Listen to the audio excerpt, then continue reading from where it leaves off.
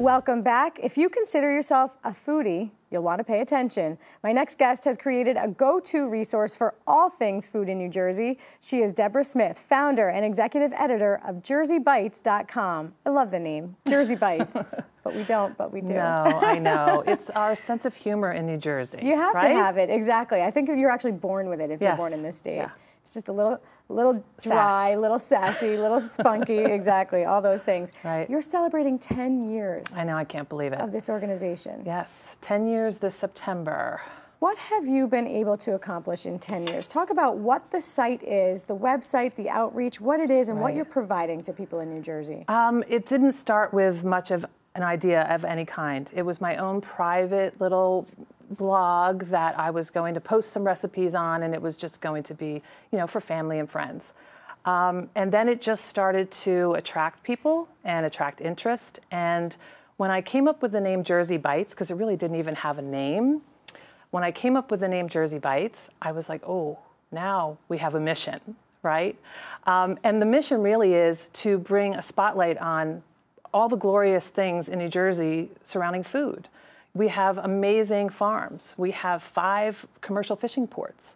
We have fabulous restaurants. And we're always ignored and sandwiched in between Philadelphia and New York. And so that's even by people in our own state, right? Even people in our own state, I don't think give us our due. They don't know enough. You know, we don't spend enough time just having adventures within New Jersey. And so that's what we say every weekend. It's a Jersey Bites adventure. Where are we going?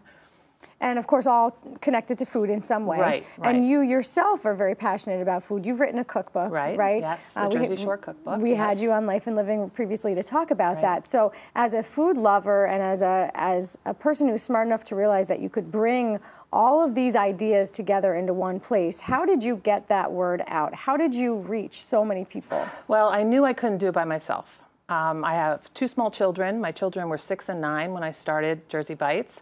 And I started reaching out to other people where I sent letters to writing clubs. I put it out on social media, which was just it's an infancy then, you know.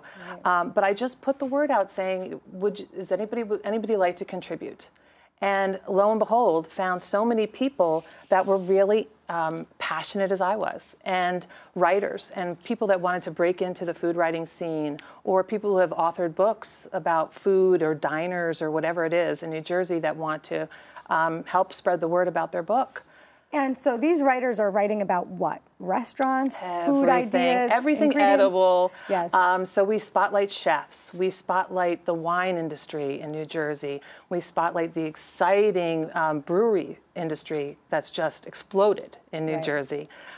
We cover hunger relief issues and hunger relief events and programs. You've done a lot of work with the Community Food Bank of New Jersey. You and I were recently at an event together for the Community Food Bank, but you teach classes for the Food Bank of Monmouth and Ocean County as well. Which is now Fulfill. Fulfill is their brand new brand. Right, so they have a culinary school, and I'm so firmly entrenched in social media, and I believe it's so important for people in the food industry to embrace it, that I just go and I teach the students just how to use their phone to take beautiful pictures of food so that they can promote their own careers on social media. Absolutely. It's getting their own brand out there and the skill that they have. And food is so beautiful, and it translates so well even in picture. Right. And it's interesting because you and I have similar interests here too, which is that we want to highlight some of the great restaurants in New Jersey, chefs. And so we've recently partnered together to get the word out even more. So you are really innovative in the way that you've been able to find, I think, what's hot in the state and bring it to an audience. That social media piece that you were talking about is so important. How are you using that? How are you driving that? Well, Jersey Bites is basically the hub of everything we do, but I say it's like a newspaper. So you have to distribute your newspaper. So Facebook, Instagram, Twitter, Pinterest are all places that we distribute our articles, and we gather fan bases. So we want to reach out to everybody wherever they like to hang out. Right. So if you're a pinhead, as we like to say, and you're on Pinterest, we want to be there for you. And if you love Facebook, we want to be there for you as well. So 10 years, a lot of experiences. Yeah. Can you point to any that have really been your favorite that stand out? Well, my interview with Paula Deen was amazing. She made me cry, literally. Explain that. I'm a huge fan. I read her biography. She's a single mom, I'm a single mom. She had 2 boys, I have 2 boys. She was an entrepreneur, I'm an entrepreneur. All of those things, her story just resonates with me. And when she sat down about this close to me and was so Where were you? sweet, Atlantic City, at the Food and Wine Festival. She was just so sweet. She was a little too sweet. And I just started welling up. And here I'm surrounded by all of these experienced journalists, and it was a little embarrassing. But I Wait, love I thought her. Jersey girls don't cry. Oh, yeah. The Southern charm got you. I read got Hallmark you. cards and cry, so it's. But I just recently interviewed Bobby Flay as well, and he was amazing. Yeah. So yeah. And you were on QVC as well. I was. Talk about that last experience. Summer.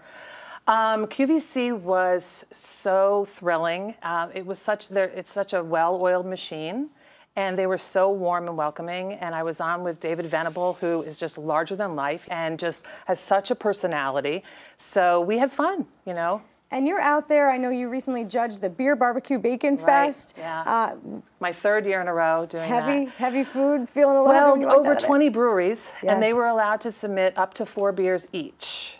So yeah, the judges and I had a good time with that. Not judging the bacon, and then it was on to food. Okay. So a lot of people ask me, "Oh wow, how can I be a judge of these things?" And I'm like, "It's not as glamorous as it looks. You feel horrible the rest of the day." But it certainly is a lot of fun. Yes. And you know, I don't think that New Jersey's beer scene gets its due. Oh. We have a lot of so exciting many things happening. Tune into Jersey Bites. Peter Koulos is our writer for beer in New Jersey. He does such a fabulous job in covering the beer scene and the stories. And we have a segment that we just did with the Backward Flag Brewing Company, a female-owned company. Female-owned, absolutely. We love things where female entrepreneurs are doing great things. Deborah Smith, founder and executive editor of JerseyBites.com. Thank you so much for being here with us. Great. Thank you. Life and Living has been a production of the Caucus Educational Corporation, celebrating over 25 years of broadcast excellence. Funding for this edition of Life and Living with Joanna Gagis has been provided by Horizon Blue Cross Blue Shield of New Jersey, TD Bank, Caldwell University, PSC&G, Holy Name Medical Center in Teaneck, New Jersey, the Russell Berry Foundation, and by Johnson & Johnson. Additional support provided by Melandre Salon and Sulis Spa. Look beautiful, feel beautiful. Life and Living with Joanna Gagis has been produced in partnership with TriStar Studios.